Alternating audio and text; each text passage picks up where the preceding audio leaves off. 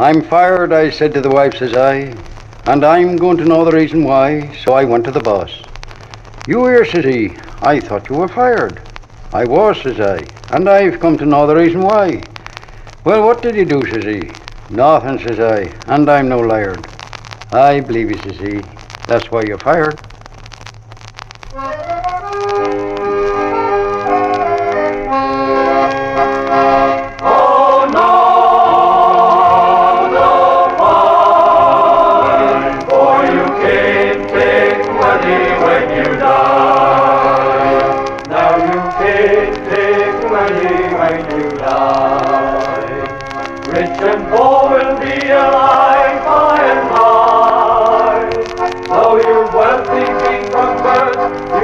Just your length in earth, or you can't take wedding when you die. Oh no, no pie, for you can't take wedding when you die.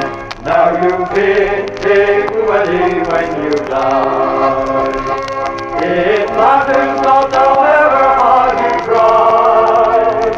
You came in the world with luck, and that's just how you grow up. For you can't take wedding when you die. Oh no, no pie, for you can't take wedding when you die.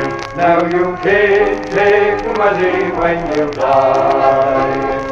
And I often look around and wonder why, from the cradle to the grave, you just struggle, scrape and save, for you can't take wedding when you die.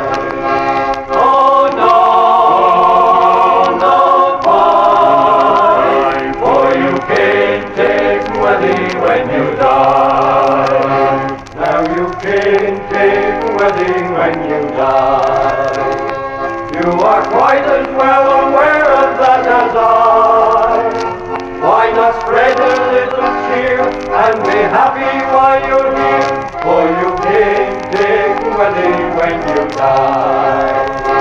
Oh no, no pie, for you can't take wedding when you die.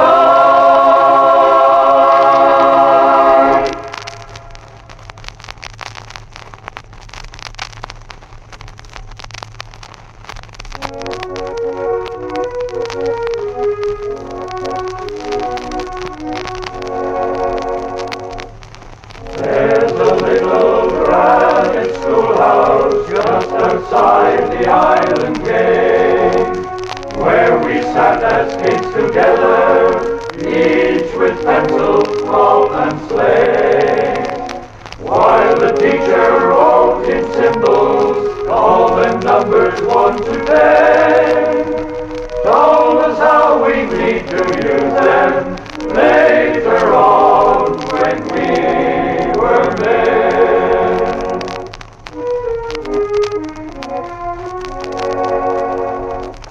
Every season brought its pleasures, hoops and marbles in the spring, while our shouts at Pomperino often made the foreshore ring. Never overstocked with pennies, we were happy just the same, as we learned in rough and tumble how to meet and play the game.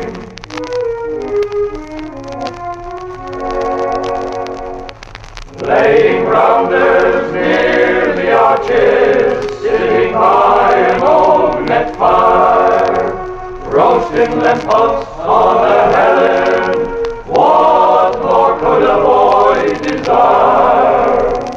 Down long bread with nature's bounty, spread around him wild and free, bounded by the ancient deity, and an ever-changing scene.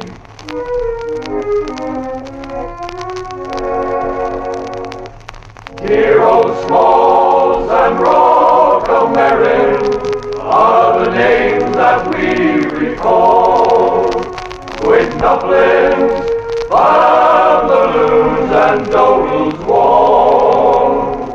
And wherever men foregather, who were bred in old St.Ives, there's a toast to happy every days, the best years of our lives.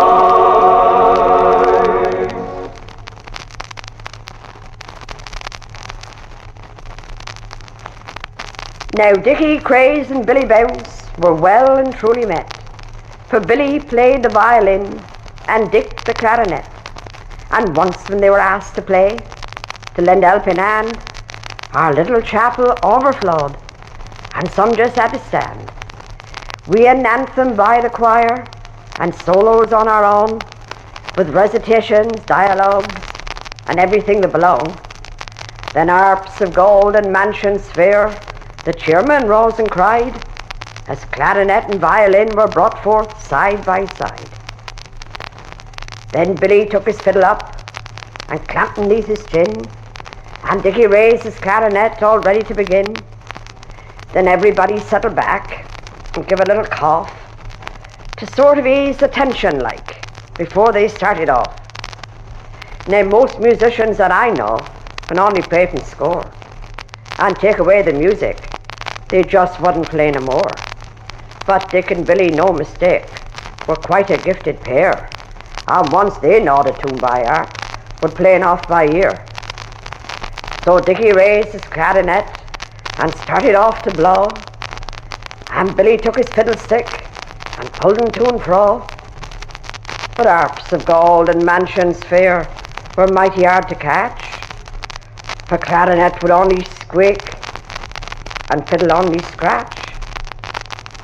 Then Dickie looked at Billy Bounce, and Billy looked at Dick, and Dickie dropped his clarinet as Billy stopped his stick. And though they sort of whispered like so nobody could hear, their actions spoke as plain of words of something mighty queer. Then to the lasting shame of some among that motley crowd, instead of keeping quiet, they just laughed right out loud. Poor Dick and Billy took the pip. They did you, sure enough. Each packed his gear up on the spot and walked off in a huff. Now what I say is right, and truth lavies out, as Dickie's nephew soon confirmed without a shade of doubt. A little pest he was for sure, just mischief through and through, and nobody could never tell what next that boy would do. Just fancy now his state of mind to plan such wicked things as queering poor old Billy's pitch by grazing all his strings. And then what harm had Uncle done, that I should like to know, to cause that imp of mischief fill his clarinet with straw? And so of course on Sunday night the preacher made it clear how Dick and Billy failed on harps of gold and mansion sphere. And as for Dickie's nephew, well, for all his artful ways, he couldn't set upon his rump for days and days and days.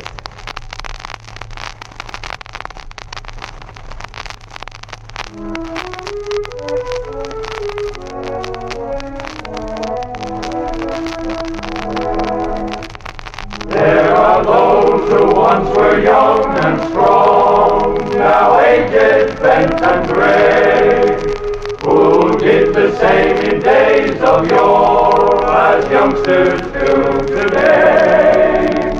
Idly sitting in the sunshine, glad together, big and small, such has always been the case on Dobles Wall. Dobles Wall, Dobles Wall. There's no spot in all the world like Dobles Wall.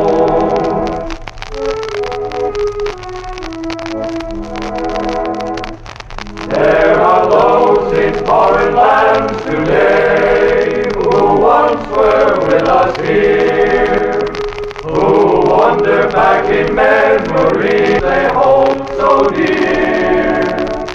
But someday we hope to meet there together, one and all. In days gone by on Dobles wall. Dobles wall, Dobles wall. There's no spot in all the world like Dobles wall.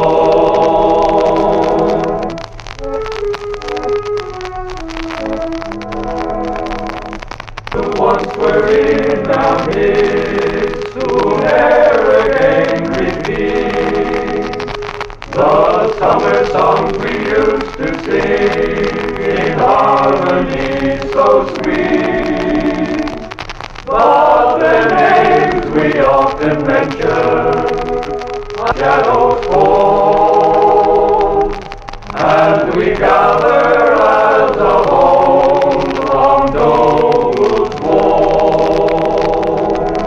Dobles wall, Dobles wall. There's no spot in all the world like Dobles wall.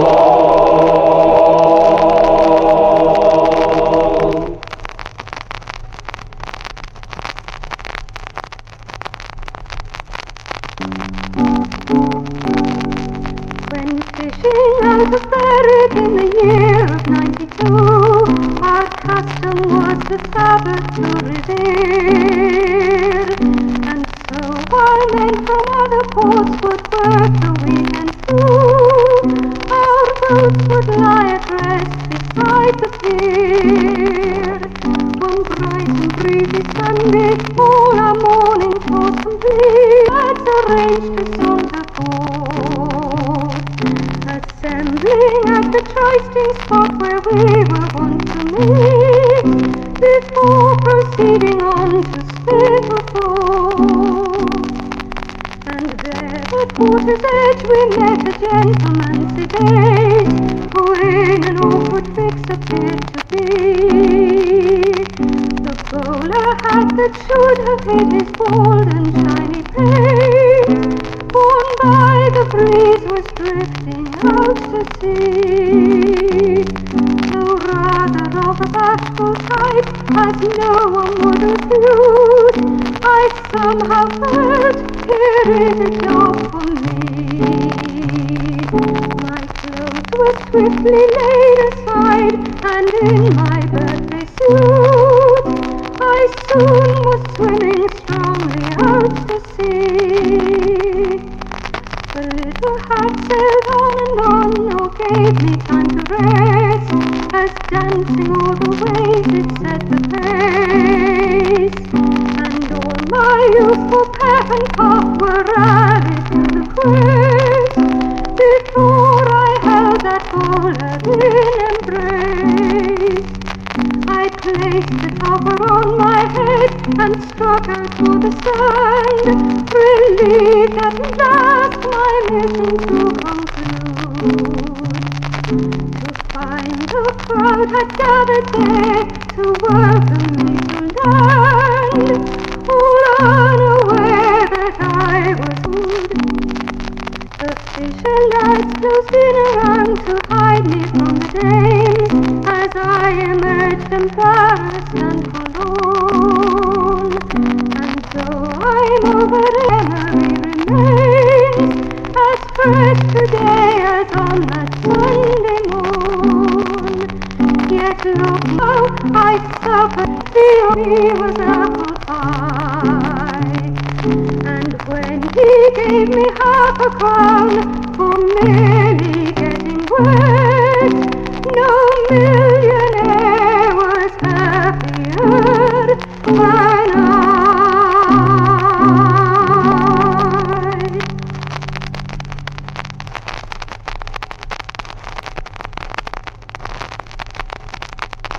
With steady stroke the boat ran, and gently guided her to rest upon the yielding sand. It was early yet for trippers, though it never could be said that Jim had ever missed the tide because he lay the bed. The skiff had barely grounded when a stranger stepped aboard, all togged off in his Sunday best, expensive as a lord. I'm in a hurry, boatman, in a haughty voice said he. I'd like to view the castle of Tregenna from the sea. But tell me, first of all, my man, what is your normal fare? And would you make what speed you can? I've little time to spare. Well, as a rule, sir, says old Jim, 'tis 18 pence an hour, but I may charge a little more for extra speed and power. So old Jim shoved the rowlocks then and rowed with might and main until the castle on the hill emerged quite clear and plain. Then back again without a break, breath coming short and fast, he made the trip from 8 o'clock to 20 minutes past. The gent produced a watch of gold to calculate the fare, and tendered Jim a sixpence with a patronising air. The old chap smiled, a weary smile, yet whimsical and wry, then looked the stranger up and down, and slowly made reply. You've seen Tregenna Castle, sir, as I agreed you should. I took you out and back, sir, with all the speed I could. I'm all hot and wet. You've reckoned up the time all right, but what about the sweat? Look, sure can be deceiving, sir, but I'm glad I took you out. But you can keep your tanner, sir, my charge to you is nought. I've little cause to brag, sir, but of this you may be sure. Although I need the money bad, I never fleece the poor. Old Jim was through, he'd said his piece, the talk was ill at ease. The boatman's charity, it seemed, did not exactly please. Take this, old chap, he said at last, and buy yourself a smoke. I'm not so poor as you suppose, 'twas just my little joke.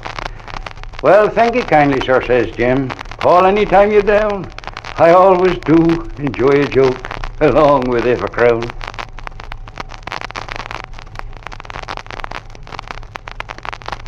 Your sugar, your spice, your everything nice, and your daddy's little girl.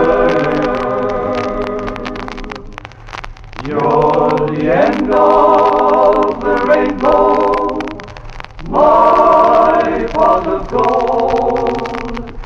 Your daddy's little girl to have and to hold, a precious gem, that's what you are. Your daddy's bright and shining star. You're the spirit of Christmas, my star on the tree.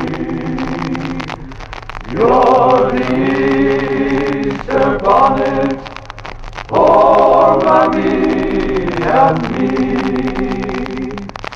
Your sugar, your spice, your everything nice, and your daddy's little girl. Will you build me a sandcastle, Daddy? A great big one, as tall as me. I know. Let's make a great big wall and try to keep back the sea. I smiled. Now you just go ahead. You'll manage fine. Okay, she said. Will you read me a story, Daddy, from my lovely new birthday book? Just one teeny-weeny story. She wore such a pleading look. I stroked her hair and softly said, Not now, my child, it's time for bed. Will you lie down beside me, Daddy, just so you can hold my hand? I'd go to sleep much quicker then. But my child, you must understand, some other time, I'm busy now. I stooped and gently kissed her brow. Into her room I later crept and knelt beside her while she slept. Her tiny hand held fast in mine.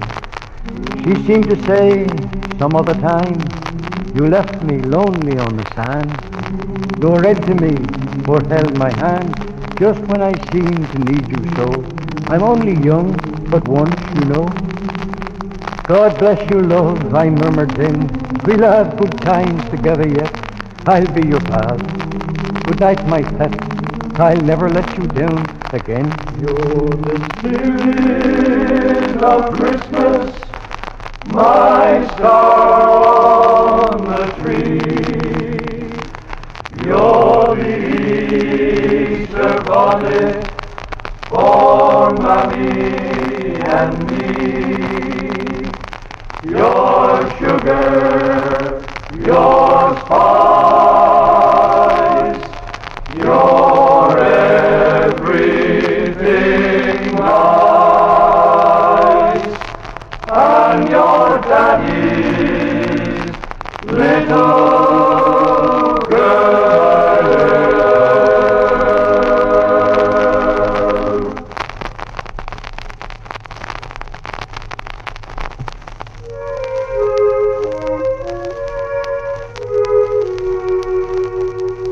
The hills and the valleys of Cornwall are calling. I long for the wild surging sound of the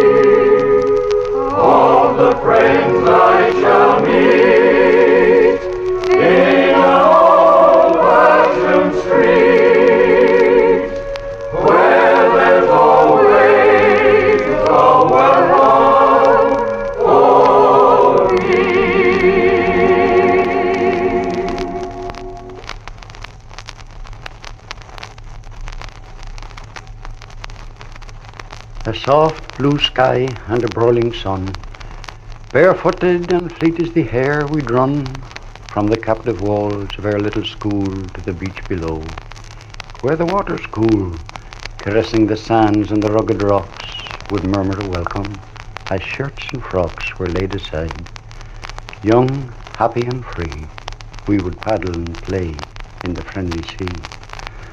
A cold, black night and a raging storm. Above it all, on the air, is borne the sound of a rocket. The clock strikes 2 as we bid farewell to the gallant crew. Of 8 who sailed on that tragic quest, there was one survivor. For all the rest, the same who as children had run from school to paddle and play in the water school, that night had challenged the angry wave at the call of duty and found a grave.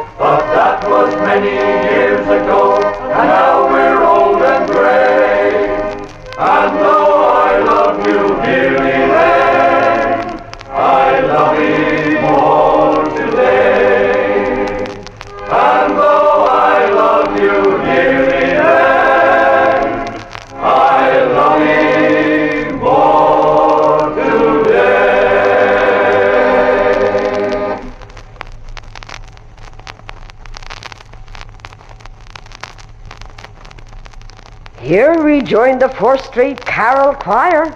The night was crisp and clear.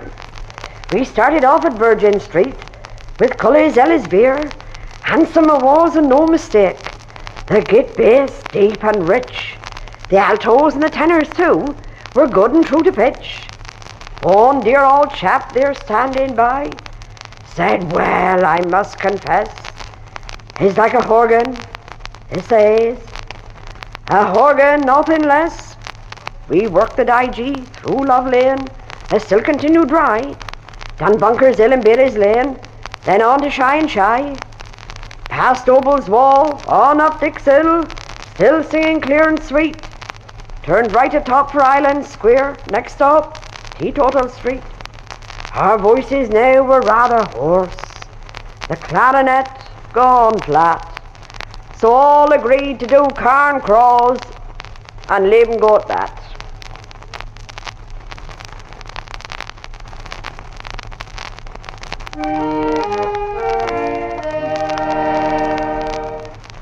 When outward bound at eventide, as shoreward we would gaze, all down along would snugly lie beneath the friendly haze. Plain dirty smoke, some said it was, but call it what you wish. Oh, welcome sight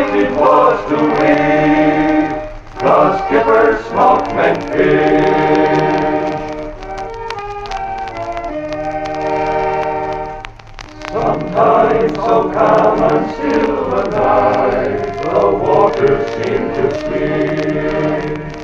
The moon on high would light the sky and sparkle o'er the deep.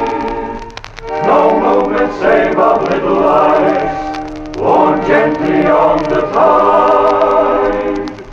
The only sound the seagulls cry across the ocean wide.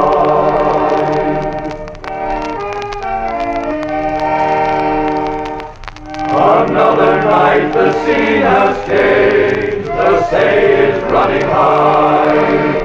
The wind is down, the air is cold, great showers cloud the sky.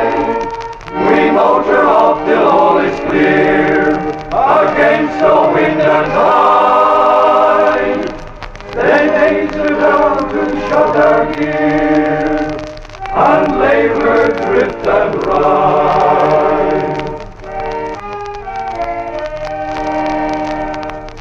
Then for a while we cruise around among the drifting fleet, to learn the prospects of the night, from whom we chance to meet.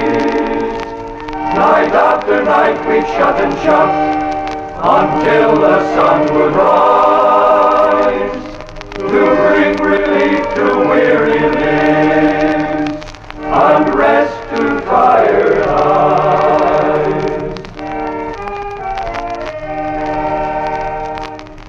And while our little port declined, its beauty brought renown, and one repute throughout the land, a fair and friendly town. An atmosphere of old world charm, its homely streets parade, fair jewel of our western seas, the best God ever made.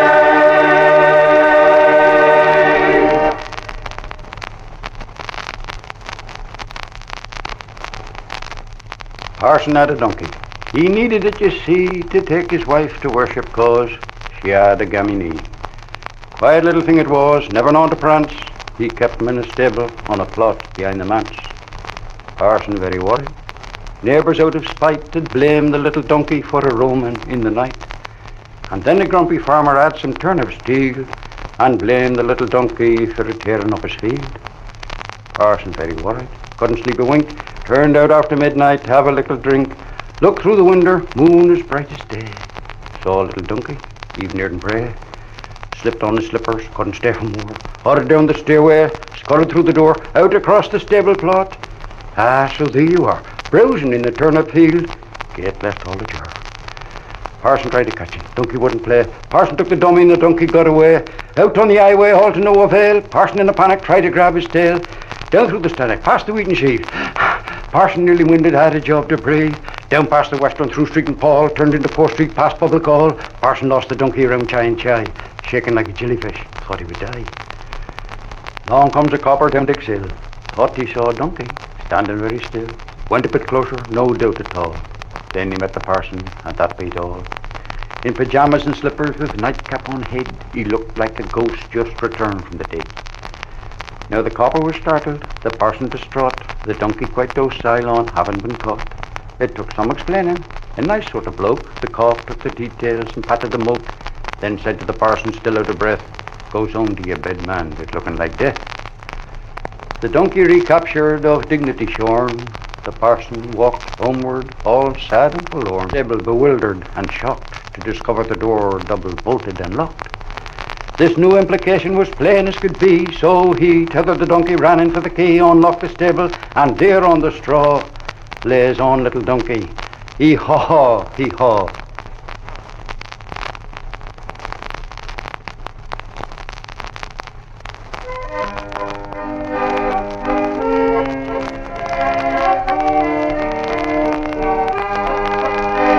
Boy Edward was partial to bread and cheese, both Robert like buttered toast, and the captain he favoured the fat and the lame left over from Sunday's roast. But Peter, his menu would never change, and if ever you wonder why, just call the question and sure as fate, this would be his reply. You can all have your hand and your eggs for me, or anything else you wish, but I don't see nothing to take the place of a nice little bit of fish.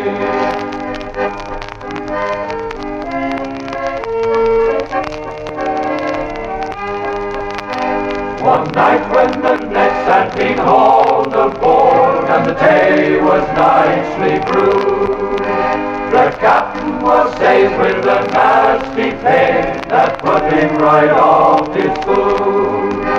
I've a nice bit of beef in my bag, said he, too tasty to waste, I'm sure. I'll have 'em, said Peter with eager haste, and the crew began to roar.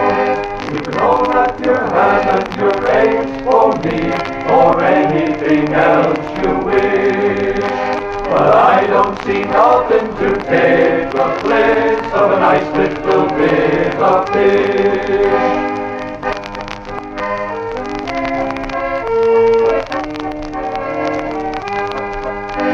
But Peter relished the captain's spouse, was plain for all to see, for he smacked his lips and he licked the plate, as plain as a plate could be.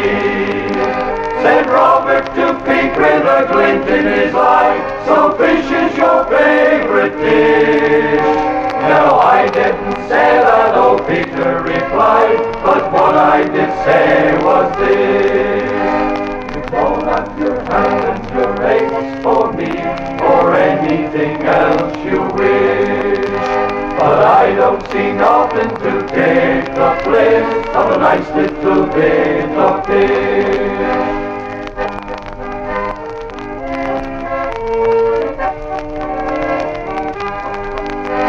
Our gettings are slight, as you all must know, but the children must have their fill, and there's little left over for Mary and me when the grocer is paid his bill.